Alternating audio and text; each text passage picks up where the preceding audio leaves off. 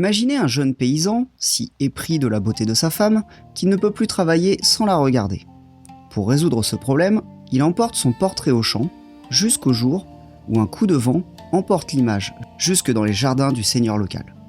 Entre quiproquo, jalousie et ruse, voici la légende de E Sugata Nyobo, ou l'épouse en portrait.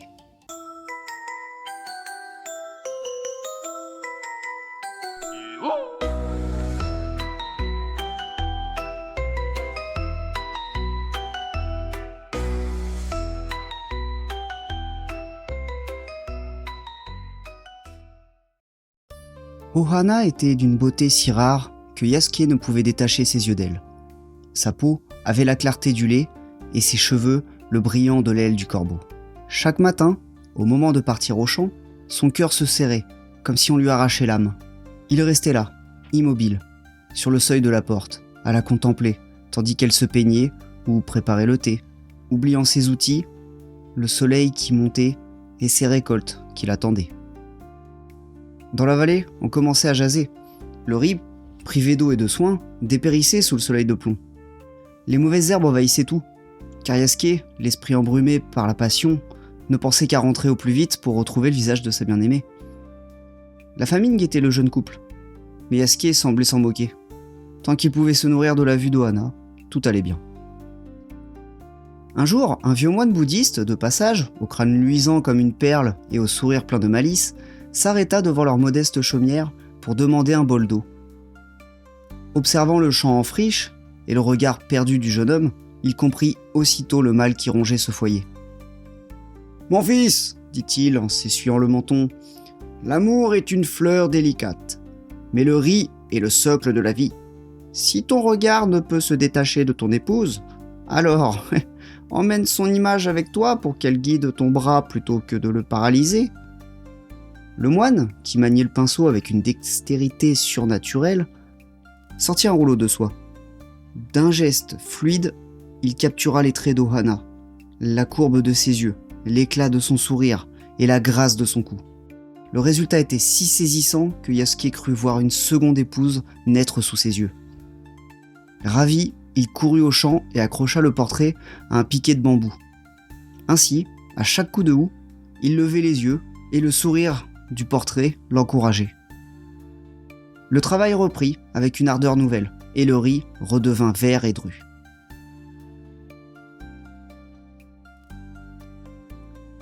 Mais la nature est capricieuse. Après un après-midi d'automne, le ciel changea brusquement de couleur. Une rafale de vent, plus sauvage que les autres, s'engouffra dans la vallée. Elle arracha le portrait avec une violence inouïe. Yasuke hurla et courut après le précieux tissu. Mais le rouleau s'envola, tourbillonnant plus haut que les cèdres, traversant les montagnes pour finir sa course loin, très loin, jusque dans les jardins secrets du palais du daimyo. Le seigneur local, un homme immensément puissant, mais dont le cœur était une terre aride, trouva le portrait accroché à un cerisier.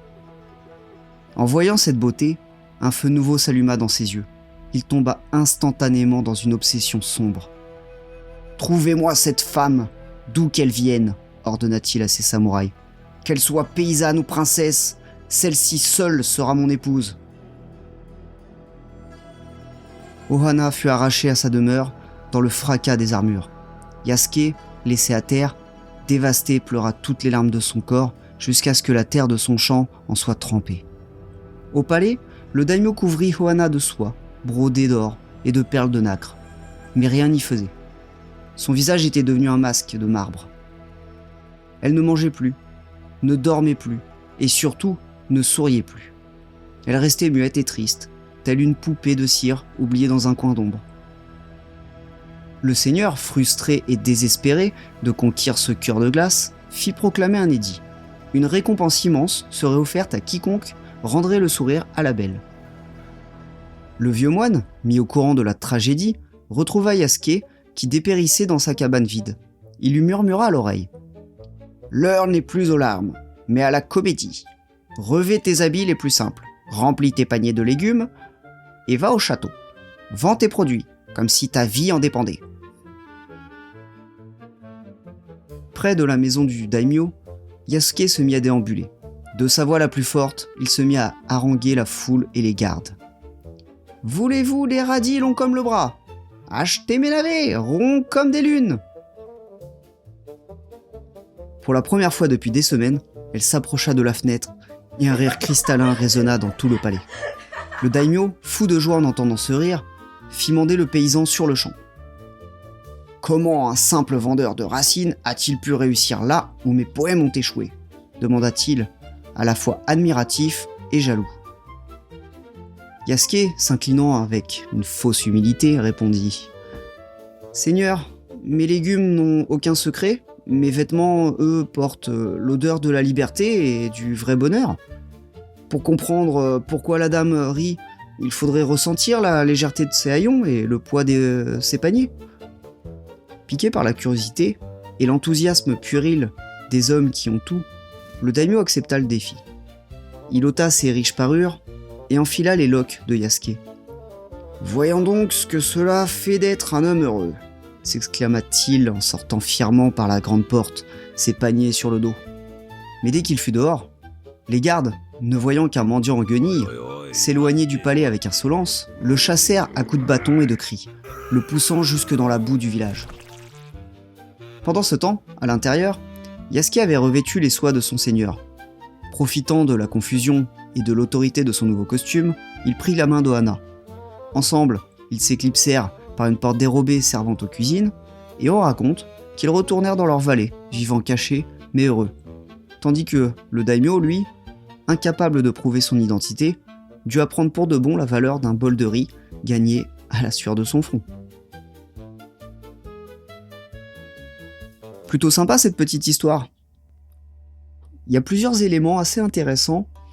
On va essayer de les faire point par point, notamment avec Yasuke, et en réalité cette histoire de pourquoi est-ce qu'il reste fixé sur sa femme comme ça. Au début de l'histoire, Yasuke commet l'erreur de la passivité. Son amour, bien que pur, devient destructeur, car il l'empêche de subvenir à ses besoins. Donc le riz égale la vie. Il ne fait plus le riz, donc il va mourir. La leçon là-dedans, c'est de dire que l'amour ne doit pas être une paralysie mais un moteur. Le portrait sert en quelque sorte de médiateur. Ça permet à Yasuke de garder son idéal, tout en restant ancré dans la réalité du travail. C'est une sorte d'alternative qu'offre le moine. Ensuite, il y a l'illusion de la possession. Le daimyo commet une erreur. Quand il enferme Ohana, pour sa beauté, il capture la personne, mais capture pas ce qu'elle est réellement. Il y a une petite phrase assez sympa qui résume bien ça, c'est que on peut enfermer un oiseau, mais on peut pas enfermer son chant. En transformant Ohana en poupée de cire, le seigneur réalise que la beauté sans la liberté et la joie n'est qu'une coquille vide. L'objet du désir perd sa valeur dès qu'elle est privée de son contexte. En gros, plus d'amour, plus de foyer, et ben plus de bonheur. Après on a le classique « l'habit ne fait pas le moine ». La fin du conte, c'est une critique sociale. Sur les apparences, le seigneur perd son pouvoir dès qu'il perd ses vêtements, tandis que Yasuke gagne sa liberté en changeant de peau, puisqu'il met les vêtements du daimyo. La leçon là, c'est le pouvoir est souvent une construction fragile, basée sur le paraître, le mépris des gardes envers leur propre maître, déguisé à ce moment-là en paysan, souligne l'absurdité du système de classe. Ils ne respectent pas l'homme, mais l'uniforme. On a la force de l'authenticité, le rire d'Ohana ne revient pas grâce à l'or ou aux bijoux, mais grâce à la voix familière et triviale de son mari criant « Voulez-vous des radis ?» La leçon, c'est le bonheur réside dans les choses simples et authentiques. Le contraste entre le luxe froid du palais et la trivialité des légumes souligne que la richesse émotionnelle l'emporte toujours sur la richesse matérielle. Encore un classique, l'arroseur arrosé.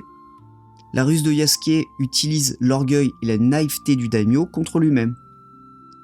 La leçon, c'est que l'intelligence et la ruse sont les armes des opprimés face à la force brute. Le seigneur finit par obtenir ce qu'il convoitait, comprendre le secret du bonheur, mais d'une manière ironique, il apprend l'humilité par la pauvreté.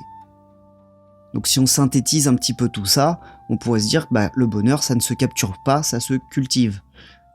Ça nous rappelle que les privilèges, c'est superficiel, et que seule une connexion réelle de vrais sentiments, un vrai historique ensemble, ça possède une vraie valeur.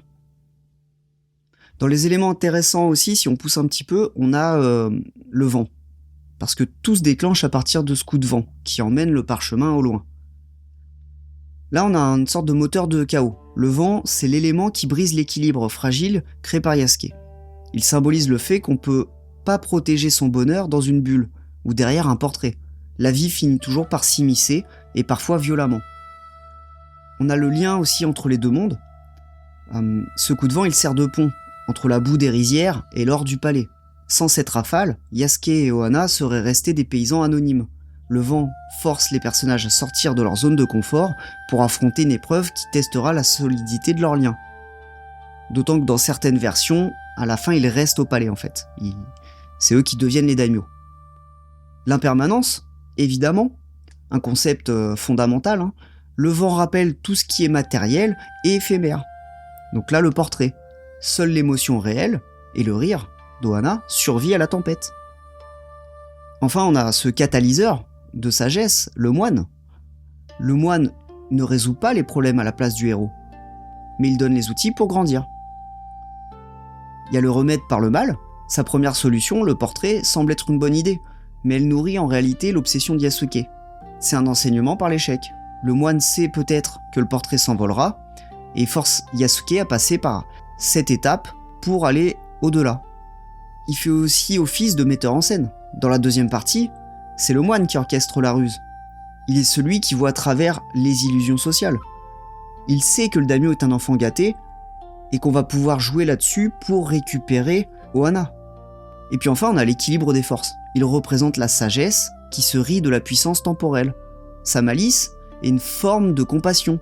Il rétablit la justice non par la violence, mais par l'humour et l'ironie. Si on fait une synthèse de tout ça, le vent, c'est la force qui crée le problème, c'est le chaos.